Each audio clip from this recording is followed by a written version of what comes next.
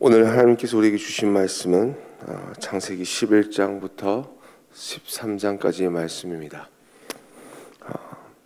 11장의 말씀이 우리가 잘 아는 바벨탑의 사건으로 시작되어집니다.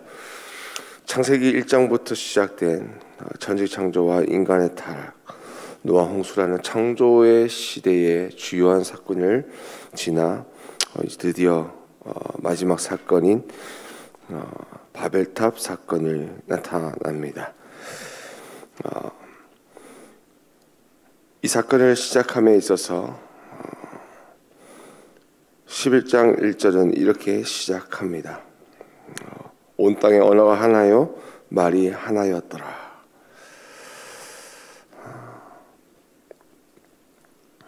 정말 언어가 하나였을까? 많은 신학자들의 많은 분분한 의견들이 있습니다. 왜냐하면 그 전에 나타난 10장 31절 말씀을 보게 되면 이들은 셈의 자손이니 그 족속과 언어와 지방과 나라대로였더라 라고 말씀합니다. 시간의 순서가 뒤바뀐 건 아닌가, 또는 이 말의 의미가 무엇일까, 많은 성경학자들이 답을 찾는 가운데 내려진 가장 합리적인 답은 각적 언어와 셈의 자손들의 계보가 그리고 노아의 자손들의 흩어져 만들어진 나라와 부족들로 자신들의 언어가 있었음은 인정합니다. 하지만 이 언어의 간격이 마치 우리가 영국식 언어와 영어와 그리고 미국식 언어 그리고 영어, 홍콩식 언어 그리고 영어, 그리고 오스트레일리아에서는 영어가 있듯이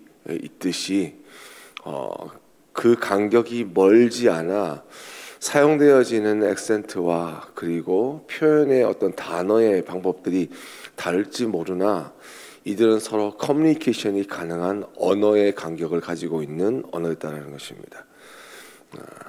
그러나 그들은 신할평지라고 불리우는 메소포타미아의 남부 지역에 지금의 이라크 수도인 바그다드로부터 시작해서 남부의 페르시아만에 이르는 곳에 큰 벽돌로 큰 도시와 높은 탑을 지어 하늘을 닫고자 합니다. 이렇게 사람들이 모여 힘썼던 이유는 무엇일까요? 하나님께 나아가기 위함이었을까요? 아니면 하나님을 만나기 위함이었을까요? 그것은 모두 아니었습니다. 하나님의 자리를 피조물인 인간이 차지하려고 했던 것입니다. 바로 교만입니다.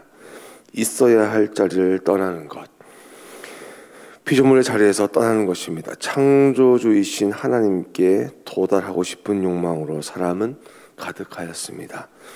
그 결과 어떤 일이 일어납니까? 우리가 잘 아는 바벨의 사건이 나타납니다.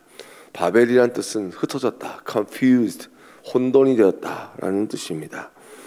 8절과 9절에서 말한 것처럼 그 결과 miscommunication, 온 땅의 언어가 하나로 서로 통용되고 서로 소통할 수 있었는데 이제 불통의 시대가 시작됩니다. 이것은 죄의 속성 있는 그 모습 그대로 이야기합니다.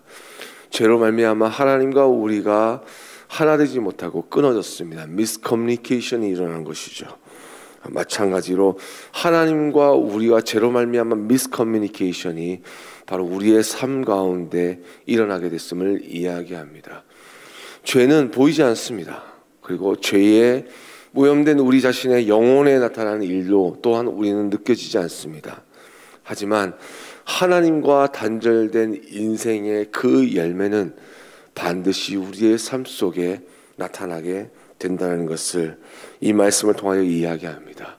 그것을 해결하기 위해서 예수 그리스도께서 이 땅 가운데 오셨고 우리가 반드시 있어야 할 자리, 그 자리인 예수 그리스도의 십자가의 앞에 우리가 서지 아니하면 결코 우리는 회복될 수 있는 길이 없음을 성경에서는 말씀합니다. 그 위에 나타나는 사건이 무엇입니까? 흩어진 족속들의 모습이 나타납니다. 10절부터 셈족의 족속, 그리고 27절부터 데라 족속의 족보가 나타나게 됩니다. 바로 여기서부터 하나님이 선택하신 한 사람, 아브라함의 역사에 등장하게 됩니다. 12장부터 본격적인 하나님의 선택하신 사람의 이야기가 나오는데 아브라함이 누구입니까? 데라의 첫째 아들로 애를 낳지 못하는 사라라는 아내와 함께 살았고 갈대아 우르에서 하나님을 만나게 되면서 하나님과의 여정을 시작됩니다. 하나님은 언제나 그러하셨듯이 어떤 새로운 일을 행하실 때에 선택한 사람이나 환경의 준비로 역사를 이끌어 가시는 것이 아니라 인간의 조건으로 말미암아 하나님의 역사가 열려지고 닫혀지는 것이 아니라 12장 1절에서 이렇게 말씀합니다. 여호와께서 아브라함에게 이르시되라고 말씀합니다.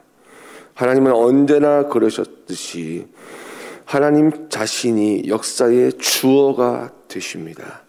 창세기 1장 1절이라는 것처럼 전지창조의 주어가 무엇이었습니까?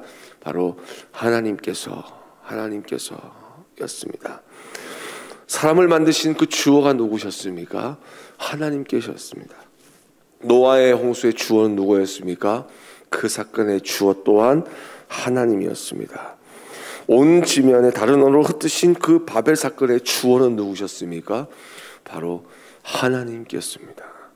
그러면 우리가 이 땅 가운데 살 수 있는 그 주어는 무엇입니까? 바로 은혜의 하나님인 줄 믿습니다. 하나님은 아브라함에 찾아오십니다. 그리고 아브라함과 언약을 맺으십니다. 이 covenant, 언약이라는 것은 축복과 다릅니다. 언약이라는 것은 조건이 있습니다.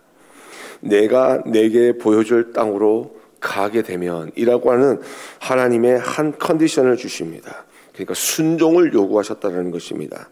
그러면 하나님의 약속이 이루어질 것이라고 말씀합니다. 하나님의 역사에는 두 가지 방법으로 나타납니다. 하나는 하나님이 스스로 하시는 일이십니다. 인간의 모든 만물을 이 땅 가운데 모든 만물을 창조하시고 다스리십니다. 하나님의 영광과 찬양을 받기를 원하시는 일, 역사에 추구한다 되어 주시는 그 하나님께서 일하고 그리고 역사하십니다. 그것이 우리의 이 땅 가운데 우리 시간 속에 우리 공간 속에 나타나는 모습들이 나타납니다. 또한 한 가지 하나님이 또 역사하시는 방법이 있습니다. 그것은 바로 하나님은 우리의 순종을 통하여 하나님의 역사를 만들어 가신다라는 것입니다. 하나님의 선택을 받은 자가 하나님의 말씀 앞에 무릎을 꿇고 순종할 때에 그것을 받들며 살아갈 때에 하나님의 말씀이 이루어짐을 우리는 보게 됩니다. 그래서 아브라함은 하나님을 만나고 하나님의 말씀을 따라 가나안 땅으로 친척 아비집을 떠나 순종하여 나아갑니다. 그러나 어떤 일이 일어납니까? 옮기자마자 기근이 하는 환경의 어려움이 찾아오게 됩니다.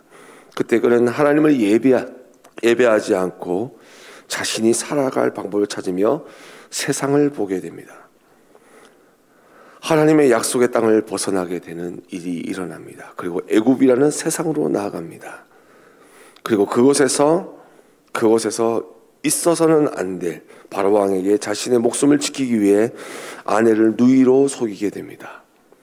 당시 아브라함이 살았던 그곳에서 이런 일들은 아주 상식적인 일이었습니다.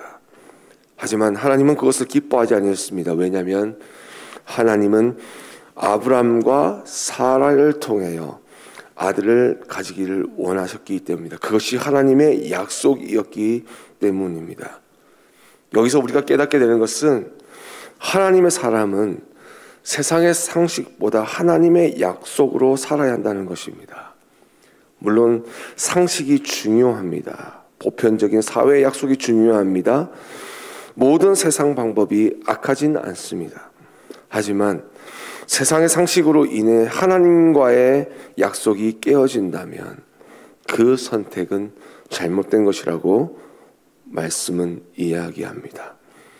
다시 본문으로 돌아와 하나님의 개입으로 인하여 바로로부터 아내를 지키게 된 아브라함은 하나님을 두려워하는 바로로부터 많은 소유를 받게 됩니다. 이것은 믿음이나 약속의 축복이 아닙니다. 하나님께서 아브라함이 누구이신지를 알고 환경에 의해 흔들리는 아브라함을 위해 주시는 단지 은혜였습니다. 애굽에서 네게브로, 네게브에서 베델로, 베델과 아이성 사이로 그는 이동하게 됩니다. 이렇게 몇 번에 걸쳐 이동의 경로를 이야기한 것은 무엇일까요? 그만큼 움직이기가 어려울 만큼 소유가 많아졌다는 것을 이야기합니다. 자, 소유가 많아지니 문제가 생깁니다. 조카 롯과의 목축지에 대한 분쟁이 일어나게 되죠. 서로 가축이 많다 보니 제한되어진 목축지를 나누어 가져야만 했습니다. 여기서 아브라함은 애굽에서 자신의 연약함을 도우시게 채워주시는 하나님의 은혜를 기억하며 소유에 집착하지 않고 하나님의 은혜를 바라보게 됩니다. 그리고 조카 롯에게 선택의 우선권을 주게 됩니다. 롯은 어디로 갔습니까? 온 땅에 물이 넉넉한 땅 소돔과 고모라를 선택했습니다. 그 후 아브라함은 롯을 보내주게 됩니다. 어쩌면 잃어버린 것일지 모르겠습니다. 하지만 하나님께서 그를 찾아오십니다. 사람을 보내고 나니 하나님이 찾아오시게 되는 것이었습니다. 롯이 아브라함을 떠난 후 하나님께서는 그를 찾아오셔서 위로해 주시며 축복해 주십니다. 조건이 없었습니다. 땅의 들과 같은 수많은 자손을 허락해 주시다고 약속해 주시고 동서남북 눈에 보이는 모든 땅이 너의 땅이 될 것이다. 너가 종과 횡으로 다니는 모든 땅이 너와 내 자손의 영원한 기업이 될 것이라고 하나님은 아브라함을 축복하십니다. 아브라함이 사람이 아닌 소유가 아닌 환경이 아닌 하나님을 선택하면을 원해 하나님의 그 믿음을 받으시고 축복하신 역사가 여기에 나타납니다. 이 시간은 우리 다 같이 창세기 11장부터 13장까지 오늘 하나님께 주신 말씀으로 다 함께 나아가도록 하겠습니다.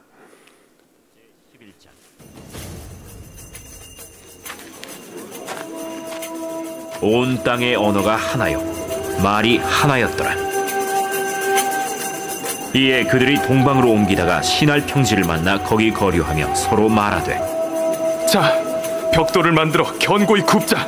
이에 벽돌로 돌을 대신하며 역청으로 진흙을 대신하고 자, 성읍과 탑을 건설하여 그 탑 꼭대기를 하늘에 닿게 하여 우리 이름을 내고 온 지면에 흩어짐을 면하자. 여호와께서 사람들이 건설하는 그 성읍과 탑을 보려고 내려오셨더라. 이 무리가 한 족속이요 언어도 하나이므로 이같이 시작하였으니 이후로는 그 하고자 하는 일을 막을 수 없으리로다. 자, 우리가 내려가서 거기서 그들의 언어를 혼잡하게 하여 그들이 서로 알아듣지 못하게 하자. 여호와께서 거기서 그들을 온 지면에 흩으셨으므로 그들이 그 도시를 건설하기를 그쳤더라. 그러므로 그 이름을 바벨이라 하니 이는 여호와께서 거기서 온 땅의 언어를 혼잡하게 하셨음이니라. 여호와께서 거기서 그들을 온 지면에 흩으셨더라. 셈의 족보는 이러하니라.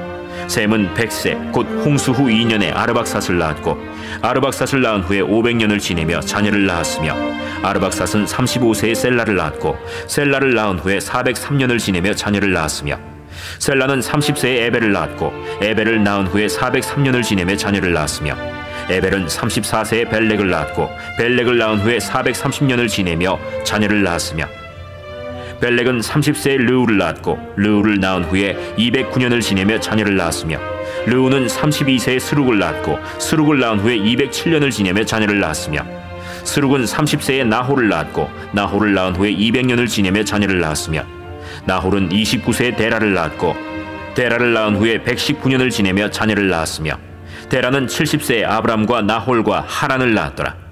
데라의 족보는 이러하니라. 데라는 아브람과 나홀과 하란을 낳고 하란은 롯을 낳았으며 하란은 그 아비 데라보다 먼저 고향 갈대아인의 우르에서 죽었더라. 아브람과 나홀이 장가들었으니 아브람의 아내의 이름은 사레며 나홀의 아내의 이름은 밀가니 하란의 딸이요 하란은 밀가의 아버지이며 또 이스가의 아버지더라. 사레는 임신하지 못함으로 자식이 없었더라. 데라가 그 아들 아브람과 하란의 아들인 그의 손자 롯과 그의 며느리 아브람의 아내 사레를 데리고 갈대아인의 우르를 떠나 가나안 땅으로 가고자 하더니 하란에 이르러 거기 거류하였으며 데라는 나이가 205세가 되어 하란에서 죽었더라.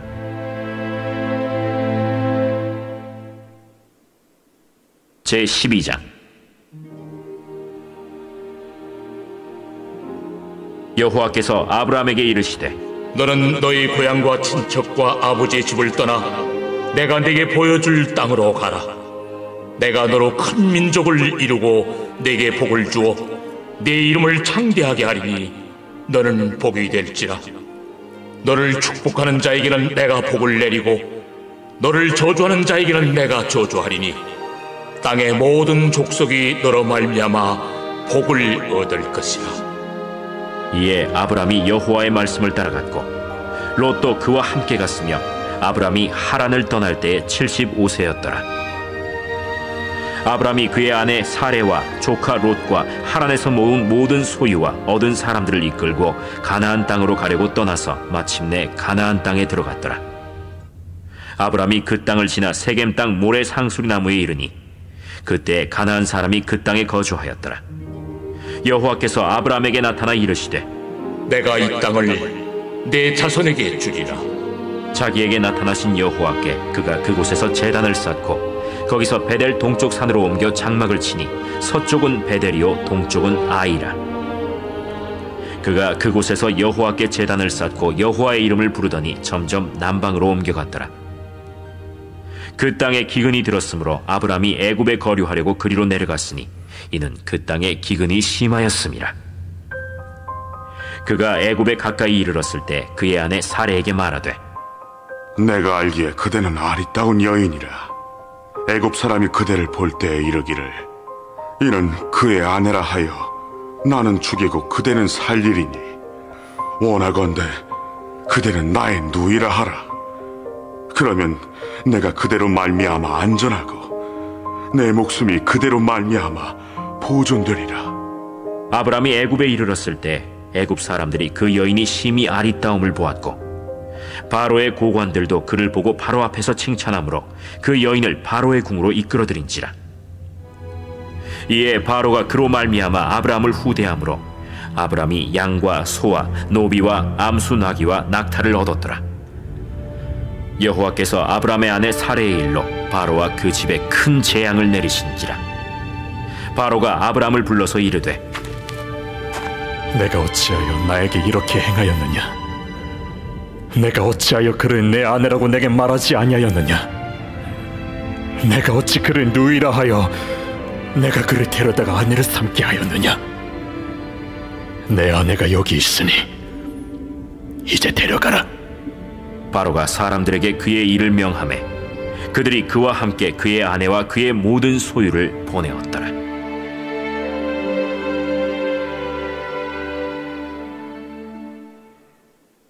제13장.